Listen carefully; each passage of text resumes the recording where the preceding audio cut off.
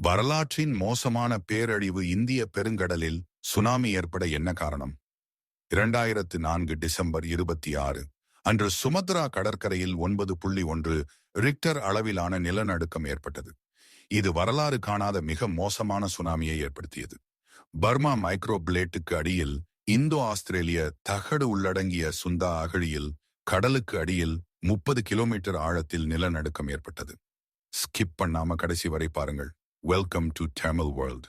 இந்த நிலநடுக்கம் இந்தோனேஷியா, வங்கதேசம், இந்தியா, இலங்கை, தாய்லாந்து மற்றும் பிற நாடுகளை உள்ளடக்கிய 1300 கிலோமீட்டர் நீளத்திற்கு விரிவடைந்தது. சுனாமி இந்திய பெருங்கடலில் 17 நாடுகளில் தாக்கத்தை ஏற்படுத்தியது. 227,000க்கும் அதிகமானோர் இறந்தனர். 1.7 மில்லியன் மக்கள் சொந்த ஊரை விட்டே சென்று விட்டார்கள். மிக மோசமான இயற்கை பேரழிவு 2004 இந்திய பெருங்கடல் பூகம்பம் மற்றும் சுனாமி நவீன வரலாற்றில் மிக மோசமான இயற்கை பேரழிவுகளில் ஒன்றாக கருதப்படுகிறது. சுனாமி 30 மீட்டர் உயரத்திற்கு பேரழிவு அலைகளை உருவாக்கியது. 23,000 அணுகுண்டுகளுக்கு சமமான ஆற்றலை வெளியிட்டது. ஆரம்பத்திலே 8.8 ரிக்டர் அளவு பதிவாகியிருந்த நிலையில் அமெரிக்க புவியியல் ஆய்வு மையம் அதை 30 கிலோமீட்டர் ஆழத்தில் 9.1 ஆக உறுதிப்படுத்தியது. இந்தோனேஷியாவில் சுமத்ராவின் கடற்கரையில் இருந்து சுமார் 241 கிலோமீட்டர் தொலைவில் இந்த நிலநடுக்கம் மையம் கொண்டிருந்தது. இது பசிபிக் ரிங் ஆஃப் ஃபயர் அதிக நில அதிர்வு மண்டலத்தில் அமைந்துள்ளது. 1 மணி நேரத்திற்கு 800 கிலோமீட்டர் வேகத்தில் புல்லட் ரயிலை விட 2 மடங்குக்கும் அதிகமான வேகத்தில் பயணித்த சுனாமி தாய்லாந்து, இந்தியா மற்றும் இலங்கையை சில மணி நேரங்களில் தாக்கியது. இலங்கையில் 35,000 பேர் உயிரிழந்துள்ளனர். இந்தியாவில் 16,889 பேர் உயிரிழந்துள்ளனர். தாய்லாந்தில் 8,345 பேர் உயிரிழந்துள்ளனர். இவ்வளவு பெரிய சுனாமி ஏற்பட என்ன காரணம்? சுமத்ரா அந்தமான் பூகம்பம் என்று அழைக்கப்படும் கடலுக்கடியில் 9.1 முதல் 9.3 வரை நிலநடுக்கம் ஏற்பட்டது. இது இந்தியா, இந்தோனேஷியா, இலங்கை மற்றும் தாய்லாந்து உட்பட பல நாடுகளில் கடலோர பகுதிகளை தாக்கிய பேரழிவுகரமான சுனாமியை ஏற்படுத்தியது.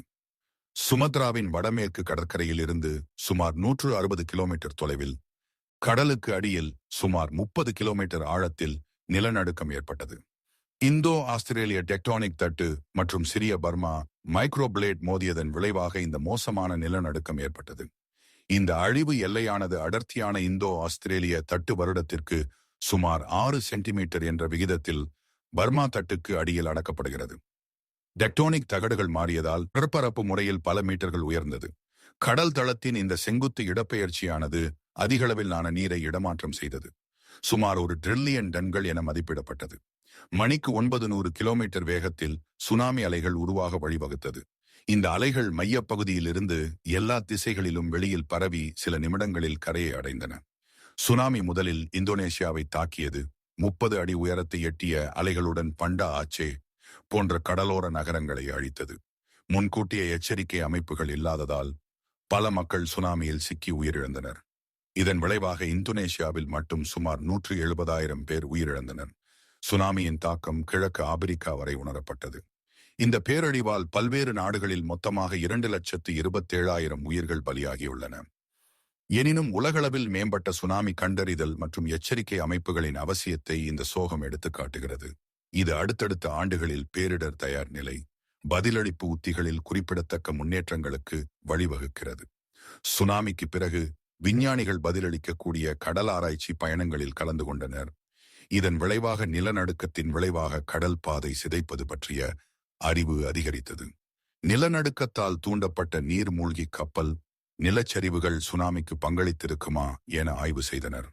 மிகப்பெரிய நிலநடுக்க அளவு இருந்த போதிலும் அடையாளம் காணப்பட்ட நிலச்சரிவுகள் ஏராளமானவை, ஆனால் சிறியவை. எனவே சுனாமிக்கு பங்களிக்கவில்லை என்பது விஞ்ஞானிகளின் ஆய்வில் தெரியவந்துள்ளது. இந்திய பெருங்கடல் நிகழ்வுக்கான நீண்ட கால பதில்கள் பூகம்ப, சுனாமி வழிமுறைகளை புரிந்து கொள்வதில் பெரும் முன்னேற்றங்களை ஏற்படுத்தியுள்ளன. அவை பேரழிவு அபாயத்தை குறைக்கும் முயற்சிகளுக்கு மேலும் பங்களித்துள்ளன. மிக முக்கியமானது கடலோர சமூகங்களுக்கு மேம்படுத்தப்பட்ட சுனாமி எச்சரிக்கை விடுப்பது.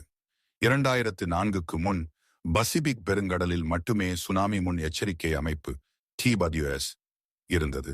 DWS ஆனது அபாயகரமான சுனாமிகளை விளைவிக்கக்கூடிய நிலநடுக்க அளவுகளை பொதுவாக 7 முதல் 8 அளவை விட பெரியது, அடையாளம் காணும் அடிப்படையிலானது.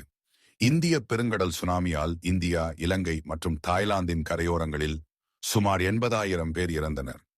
ஒரு செயல்பாட்டு டியூஸ் இருந்தால் பலர் காப்பாற்றப்பட்டிருக்கலாம். ஏனெனில் சுனாமி இந்த இடங்களை அடைய 2 மணி நேரமானது. 2024 சுனாமியை தொடர்ந்து இந்திய மற்றும் அட்லாண்டிக் பெருங்கடல்கள் மற்றும் மத்திய தரை கடல் மற்றும் கரீபியன் கடல்களில் டியூஸ் நிறுவப்பட்டது. இவை இப்போது அபாயகரமான சுனாமிகளை உருவாக்கக்கூடிய பூகம்பங்களை அடையாளம் காண முடியும் மற்றும் உள்ளூர் கடலோர மக்களுக்கு எச்சரிக்கைகளை வழங்குகின்றன. இதன் விளைவாக அச்சுறுத்தப்பட்ட இடங்களிலிருந்து மக்கள் வெளியேற்றப்படுவார்கள். கற்றுக்கொண்ட பாடங்கள் என்னென்ன? 2004 சுனாமி ஆராய்ச்சியாளர்களுக்கு அதிர்ச்சியாக இருந்தது, ஏனெனில் இது இந்தியாவின் கிழக்கு கடற்பரப்பில் பதிவு செய்யப்பட்ட முதல் பெரிய சுனாமியாகும். இந்திய சுனாமி முன் எச்சரிக்கை மையம் IDVC 2007இல் நிறுவப்பட்டது. இது பூகம்பம் மற்றும் சுனாமி கண்காணிப்பை மேம்படுத்துகிறது. இந்திய பெருங்கடல் பகுதிக்கு முன்கூட்டியே எச்சரிக்கைகளை வழங்க நில அதிர்வு நிலையங்கள் மற்றும் கடல் கண்காணிப்பு அமைப்புகளை இயக்குகிறது. சுனாமியை உருவாக்கும் சாத்தியமான பூகம்பங்களை கண்டறிந்த 10 நிமிடங்களுக்குள் எச்சரிக்கைகள் அனுப்பப்படுகின்றன. சுனாமி ஆராய்ச்சியில் தாக்கம். சுனாமி இந்தியா மற்றும் பிற நாடுகளில் குறிப்பிடத்தக்க கண்டுபிடிப்புகளுடன் சுனாமி புவியியல் வளர்ச்சியை தூண்டியது. மகாபலிபுரத்தில் நடந்த அகழ்வாராய்ச்சியில் 2004 பேரழிவின் அதே காலகட்டத்தில் சுனாமி ஏற்பட்டதற்கான சான்றுகள் கிடைத்தன. ஆராய்ச்சியாளர்கள் கடற்கரையில் உள்ள வண்டல் படிவுகளை ஆய்வு செய்தனர், மேலும் பழமையான சுனாமிகளை கண்டுபிடித்தனர். சுனாமி ஆராய்ச்சியில் கவனம் செலுத்தும் புதிய அறிவியல் துறையை நிறுவினர். அணுசக்தி பாதிப்புகள் மற்றும் எதிர்கால அபாயங்கள். 2004 சுனாமி இந்தியாவின் கடற்கரையோரத்தில் உள்ள அணுமின் நிலையங்களில் பாதிப்புகளை வெளிப்படுத்தியது. கல்பாக்கம் அணுமின் நிலையம் சுனாமியை தாங்கிக் கொண்டாலும் நீர்மட்டம் உயர்ந்து அணு உலைகளுக்கு ஏற்படக்கூடிய அபாயங்களை எடுத்துக்காட்டி தானாகவே மூடப்பட்டது. ஃபுகுஷிமா பேரழிவை தொடர்ந்து சுனாமியால் அணுமின் நிலையங்களுக்கு ஏற்படும் அபாயங்கள் தெளிவாகி பாதுகாப்பு நடவடிக்கைகள் அதிகரிக்கப்பட வேண்டும் என்ற கோரிக்கை எழுந்தது. உருவாகி வரும் சுனாமி அபாயங்கள். ஈரான் மற்றும் பாகிஸ்தானில் பரவியுள்ள மக்ரான் கடற்கரை அணு உலைகள் அமைந்துள்ள மும்பை உட்பட இந்தியாவின் மேற்கு கடற்கரைக்கு சுனாமி அச்சுறுத்தலை ஏற்படுத்துகிறது. வரவிருக்கும் பூகம்பங்கள் மற்றும் சுனாமிகள் பற்றிய துப்புகளை வழங்கக்கூடிய மெதுவான நில அதிர்வு சீட்டுகள் உட்பட பிற நில அதிர்வு அபாயங்களையும் ஆராய்ச்சி கண்டறிந்துள்ளது. முன்கணிப்பு திறன்களை மேம்படுத்துகிறது.